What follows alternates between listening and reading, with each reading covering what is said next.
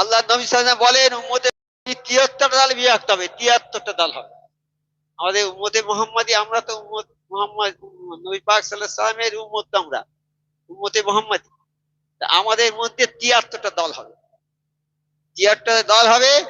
একটা দল জান্নাতি হবে আর 72টা দল জাহান্নামী হবে। যারা কামিল মুর্শিদ আজানগাহী দরবারে আসবে তারা 72 ফেরকার অভিশাপ থেকে বেঁচে যাবে। তাই দেখুন, যারা সুফি আজানগাহী দরবারে আসবে তারা এই 72 ফেরকার অভিশাপ থেকে বেঁচে যাবে তারা।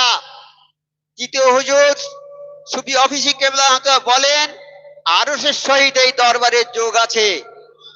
আমার মুর্শিদ সুফি অফিসি কেবলা রহমতুল্লাহ বলে গেছে যে এই দরবারের সঙ্গে আরশের যোগ আছে এবং থাকবে। সারা পৃথিবীর মানুষকে হেদায়েত করা আর এই হাক্কানি দরবার 72 ফেরকাকে চূর্ণ বিচূর্ণ করে দেবে। এই হাক্কানি দরবার